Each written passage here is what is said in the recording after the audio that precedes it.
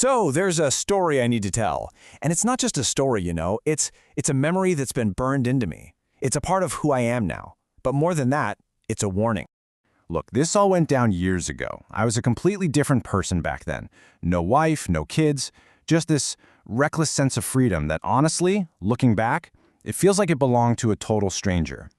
I used to do these solo backpacking trips, maybe a few times a year. I'm talking deep in the backcountry, way off any marked trail, just spending days completely off the grid. No cell service, no people. I craved that isolation. I loved it. My friends, of course, thought I was absolutely insane for it. And you know what? Looking back from where I am now, they were right. I had this tolerance for risk that, in hindsight, was just asking for trouble. And on one trip, trouble finally found me. So, this trip, it was deep in the Cherokee National Forest. And for 2 solid days, everything was perfect. The weather was amazing, hadn't seen another person since I left the car. It was exactly the kind of quiet solitude I was looking for. But that's the thing about the woods. They have a way of reminding you who's really in charge. And on the afternoon of that second day, everything changed. And I mean fast. These dark clouds just boiled up out of the west, and what I thought was going to be a quick shower turned into a full-on deluge. The wind was bending these huge trees in half, lightning was cracking open the sky right over my head.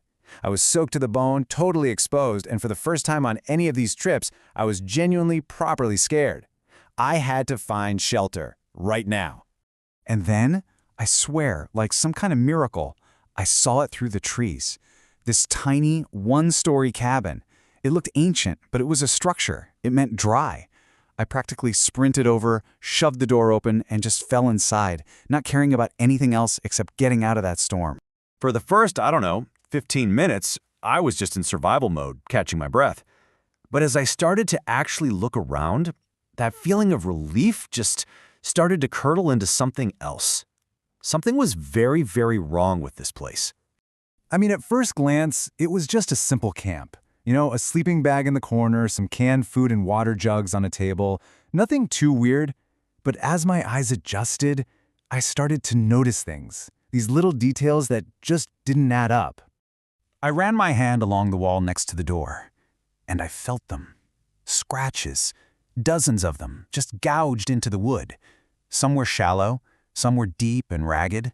There was no pattern to them, just frantic, desperate energy. And then I really looked at the door. On the outside of the frame was this heavy metal bracket for a padlock, but on the inside, nothing.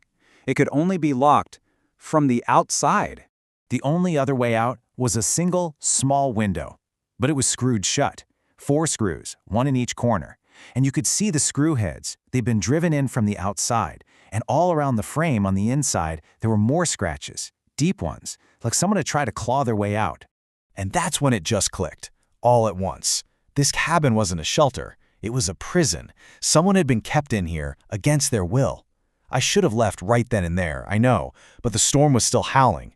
I told myself whatever happened here was ancient history, so I stayed. The rain hammering on the tin roof was so loud, it was almost deafening. Which is probably why it took me so long to notice the other sounds. The sounds that told me whatever happened here might not be over at all. It started with this scraping noise along the outside wall. At first I thought, okay, it's a branch. Then 2 heavy thumps on the porch. That was not a storm sound. I froze, trying to hear anything over the rain, but nothing. Just as I was starting to breathe again, thinking maybe it was an animal, I heard it. A sound that made my heart just stop. A pressure on the door. The wood creaked. The old latch rattled. Someone was on the other side, leaning their entire body weight against it. And that's when this cold, terrifying thought just flooded my brain. The door wasn't locked. Whoever was out there could just open it and walk in. So why weren't they? Why just push against it? And then I understood. They didn't want to get in. They wanted to make sure that I couldn't get out. That was it. I was done. I didn't care about the storm. I didn't care about anything. I had to get out of there. I started jamming my gear into my pack as fast as I could, with this sickening feeling in my gut that something awful was about to happen. I was right. I was maybe 30 seconds away from bolting out that door when I heard it.